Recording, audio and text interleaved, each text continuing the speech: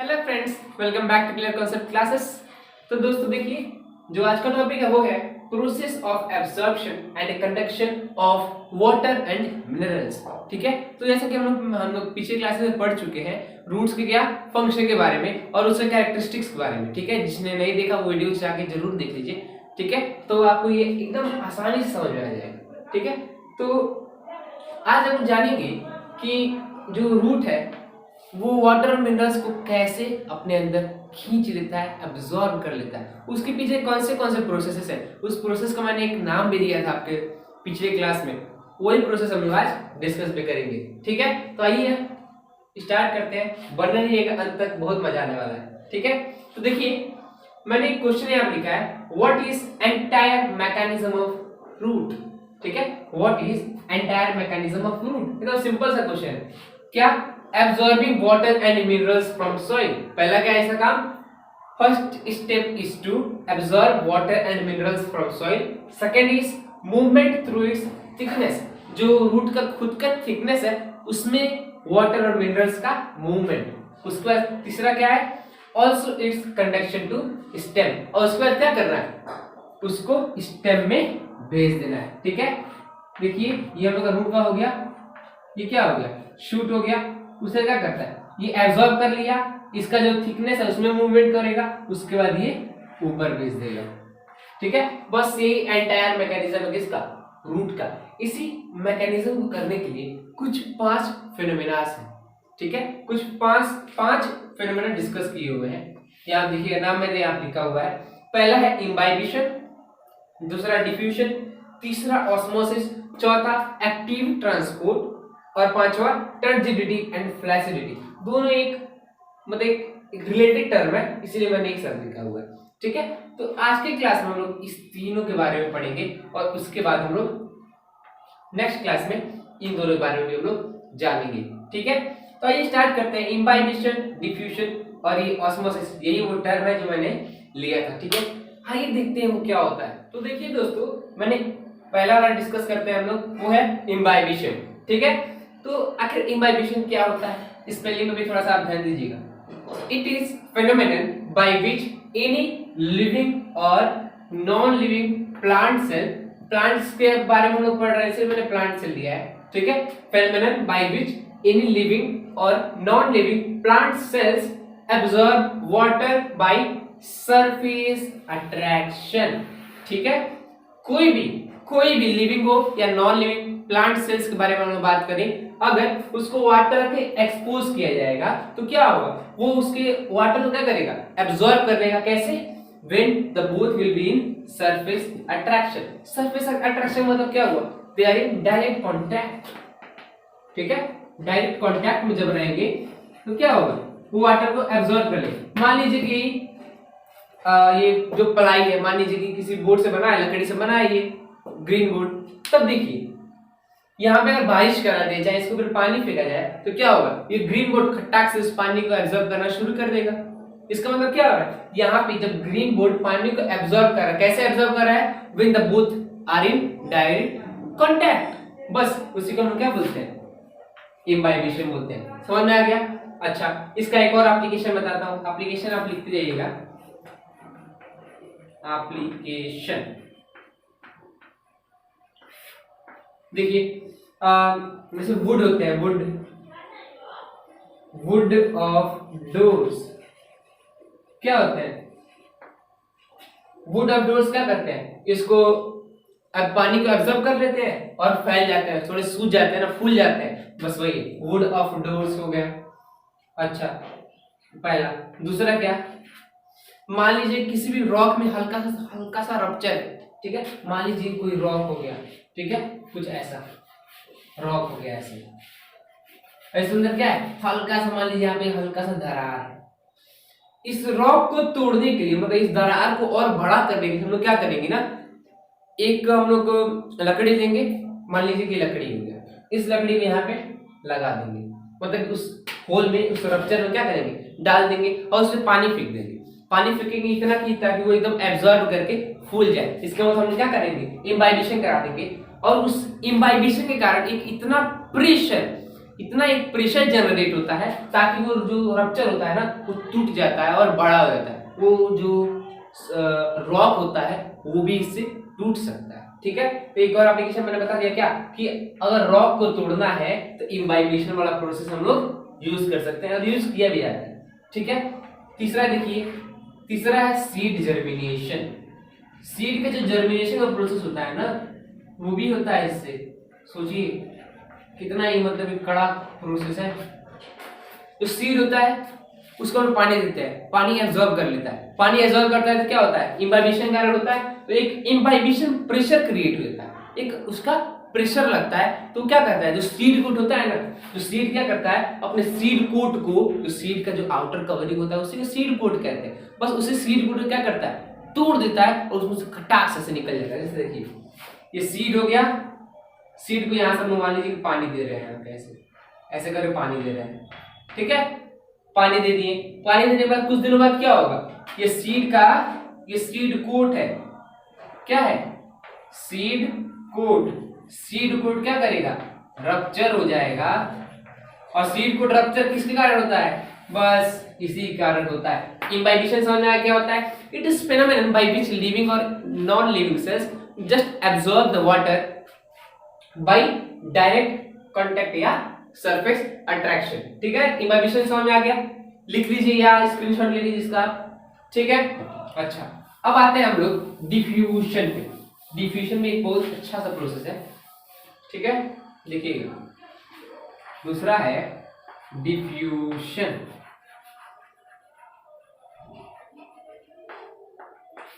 It is a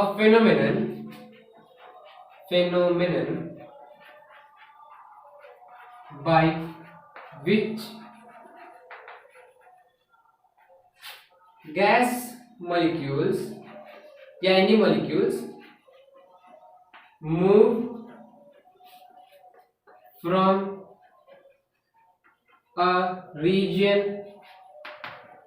a region of higher concentration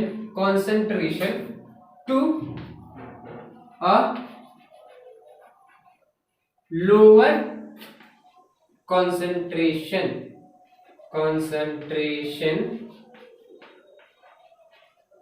when the two are in direct contact। ठीक है, यही होता है डिफ्यूजन। थोड़ा सा लंबा डिफ्यूजन लग रहा है पर है ही नहीं, इसमें कुछ है ही नहीं। phenomenon by which water molecules move from a region of higher concentration to a region of lower concentration when the two are in direct contact। बस इसी को हम लोग डिफ्यूजन बोलते हैं। ठीक है, जब कोई भी चीज हायर कॉन्सेंट्रेशन मतलब क्या हुआ ज्यादा से कम, लोअर कॉन्सेंट्रेशन। ठीक है, जब कोई भी चीज ज्यादा कॉन्सेंट्रेशन से कम कॉन्सेंट्रेशन में मूव कर रही है बस उसी को हम लोग डिफ्यूजन बोलते हैं। एकदम सिंपल सा है ना। अच्छा एग्जांपल देखिए, ये एक रूम है, अगर रूम के एक कॉर्नर पे अगर स्प्रे कर दिया जाए कोई भी डीयू, मान लीजिए कोई भी डीयू स्प्रे कर दिया है, मान लीजिए कि रूम है, ठीक है, अगर रूम के किसी एक कॉर्नर से अगर स्प्रे कर दिया जाए कुछ तो क्या होगा, धीरे धीरे क्या होगा उस कोने से लेके पूरे उस रूम में ये क्या करेगा, वो जो स्प्रे होगा उसका जो स्मेल होगा पूरे रूम में ऐसे फैल जाएगा, डिस्ट्रीब्यूट हो जाएगा इक्वल अमाउंट में। क्या क्यों होता है, डिफ्यूजन कारण होता है। एक और एग्जांपल दें, चलिए मान लीजिए आप किसी भी क्लासरूम में बैठे, एक सुंदर सी लड़की का प्रवेश हो रहा है, एकदम सेंट मार के आ रही है, अच्छा तब क्या होगा, पूरा क्लास का नजर एक ही साथ जाएगा ना। क्यों ऐसा होता है, क्यों ऐसा होता है, बस ये है डिफ्यूजन। ठीक है, तो समझ में आया डिफ्यूजन का प्रोसेस क्या होता है, बस एक फेनोमेनन है जिसके द्वारा क्या होता है, जो वाटर मॉलिक्यूल होता है वो हायर कंसंट्रेशन से लोअर कंसंट्रेशन पे मूव करता है, इसी को हम लोग क्या बोलते हैं, डिफ्यूजन बोलते हैं। ठीक है, मुझे लगा सबको समझ में आ गया होगा, इसको भी आप जरूर नोट कर लीजिएगा। एक और एग्जांपल दीजिए डिफ्यूजन का। अच्छा दूध लीजिए, दूध में चीनी घोल देते हैं आप, दूध में चीनी घोल दिए ना तो क्या होता है, अब दूध को इस कॉर्नर से टेस्ट कीजिए या इस कॉर्नर से टेस्ट कीजिए, एकदम सेम टू सेम होता है ना। ऐसा क्यों होता है? From a region of lower concentration to higher concentration. ये गिलास हो गया आपका, गिलास में चीनी मान लीजिए इतना दूर हो गया, इतना दूर क्या हो गया? शुगर हो गया। और इसमें पूरा ये क्या है? इतना मान लीजिए भरा हुआ है, क्या है? इतना पूरा आपका, इतना आपका मिल्क भरा है, ठीक है, मिल्क, MILK मिल्क। और इसमें इतना नीचे क्या है? शुगर है। जब इसको आप स्टर करेंगे, घोल देंगे, तो क्या होगा? ये शुगर टोटली अमाउंट में पूरा इसमें डिस्ट्रीब्यूट हो जाएगा। किसके कारण ऐसा हुआ है? इसी डिफ्यूजन के कारण हुआ है। और सेम टू सेम यही रूट काम करता है, ठीक है। मुझे लग रहा है आपको डिफ्यूजन समझ में आ गया होगा। तो आइए दोस्तों, अब हम लोग ऑस्मोटिक या ऑस्मोसिस के बारे में हम लोग डिस्कस करते हैं, ठीक है। तो तीसरा मैं लेके आता हूं वो है ऑस्मोसिस। इसके बारे में थोड़ा सा एक अच्छा खासा लेक्चर हो जाए। तीसरा और जो आज का अंतिम है वो है ऑस्मोसिस। मैं कहूँ अगर आपको डिफ्यूजन समझ में आ गया ना, तो ऑस्मोसिस में तो कुछ रखा ही नहीं है। ऑस्मोसिस हम लोग क्या कहते हैं? Osmosis is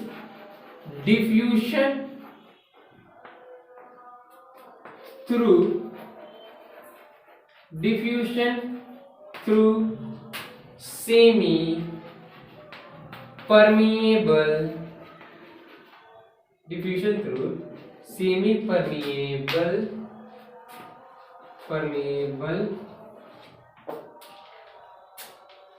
membrane। देखिए, जब डिफ्यूजन कैसे, एक्चुअली डिफ्यूजन का डिफिनेशन क्या होता है? डिफ्यूजन का डिफिनेशन क्या होता है? हायर कंसंट्रेशन से लोअर कंसंट्रेशन मूव करना when the two are in direct contact, ठीक है। पर यहाँ पे क्या आ जाएगा? एक सेमी परमिएबल मेम्ब्रेन आ जाएगा। मान लीजिए कि ये ऐसे है, सेमी परमिएबल मतलब क्या होगा? कुछ चीजों को यहाँ पे जाने देगा, कुछ चीजें यहीं पे रह जाएंगी, ठीक है। अच्छा, मान लीजिए कि मैं यहाँ पे एक शुगर सॉल्यूशन ले लिया, शुगर सॉल्यूशन, ठीक है। तो ये क्या करेगा ना, इस जो शुगर सॉल्यूशन है इसका मतलब क्या है? इसमें मान लीजिए कि शुगर होगा, शुगर प्लस वाटर, मान लीजिए कि वाटर में मैं यहाँ पे इस साइड में एक शुगर सॉल्यूशन लिया हूँ। उस शुगर सॉल्यूशन किसी से बना है? शुगर से बनाया और वाटर से बनाया, ठीक है। तो सेमी परमेबल मेम्ब्रेन का काम क्या होता है कि कुछ चीजों को पास करने देगा और कुछ चीजों को यहीं पे रोक लेगा, ठीक है। तो शुगर क्या है? शुगर एक लार्ज मॉलिक्यूल है, तो क्या करेगा ना, इस जो वाटर है, वाटर को तो यहाँ पे जाने देगा, वाटर को तो यहाँ पे जाने देगा, यहाँ पे वाटर आ जाएगा, और जो शुगर होगा उसको वहां पे जाने नहीं देगा, ठीक है। इसका मतलब क्या हुआ? शुगर यहाँ के यहाँ रह गया, शुगर यहाँ पे रह गया और वाटर यहाँ पे चला है। समझ में ऑस्मोसिस क्या होता है? बस हम लोग ऑस्मोसिस क्या बोलेंगे? Diffusion through semi permeable membrane is called osmosis. बस एकदम सिंपल सा यही है। और स्पेशली रूट इसी को फॉलो करता है। क्या करता है? रूट में यही प्रोसेस होता है, ऑस्मोसिस, ठीक है। क्यों यही प्रोसेस होता है? जैसा कि देखिए, रूट क्या है? एक प्लांट का भाग है ना, और प्लांट में क्या होता है? सेल मेम्ब्रेन होता है, और सेल मेम्ब्रेन कैसा होता है? सेमी परमेबल मेम्ब्रेनित होता है। बस इसी कारण हम लोग कौन सा टर्म वहां पे यूज करेंगे? ऑस्मोसिस यूज करेंगे, डिफ्यूजन डायरेक्टली नहीं यूज करेंगे। समझ आ गया आपको क्या होता है वहां पे? अच्छा दोस्तों, तो अब हम लोग देखते हैं ऑस्मोटिक प्रेशर। ये तो हमें पता चल गया ना ऑस्मोसिस क्या होता है। ऑस्मोसिस पता चल गया, तो ऑस्मोटिक प्रेशर एक टर्म आता है जो एग्जाम में पूछता है और खासा इंपॉर्टेंट है। ऑस्मोटिक प्रेशर एग्जाम में ऐसे क्वेश्चन पूछता है 2 नंबर या 3 नंबर में, कि बोलता है define osmosis and osmotic pressure, direct question, तो आपको बताना जरूरी है, ठीक है। तो ऑस्मोटिक प्रेशर जब सिंपल सा होता है, pressure which help in osmosis, directly आप कह सकते हैं pressure which help in osmosis is called osmotic pressure, ठीक है। समझ में क्या होता है ऑस्मोसिस और ऑस्मोटिक प्रेशर, ठीक है। तो आज की क्लास में हम लोग क्या जाना, process of absorption and conduction. कौन से प्रोसेस के बारे में हमने पढ़ा? इम्बाइबिशन के बारे में पढ़ा, डिफ्यूजन के बारे में पढ़ा, और ऑस्मोसिस और ऑस्मोटिक प्रेशर के बारे में भी पढ़ा, ठीक है। नेक्स्ट क्लास में आपको बताऊंगा active transport, passive transport, turgidity, flaccidity, प्लास्मोसिटी, सब हम लोग एकदम डिटेल में डिस्कस करेंगे। और जो कल का जो क्लास होने वाला है वो खासा इंपॉर्टेंट होने वाला है और बहुत मजेदार भी होने वाला है। ठीक है, तो दोस्तों मिलते हैं नेक्स्ट क्लास में, जरूर मिलिए।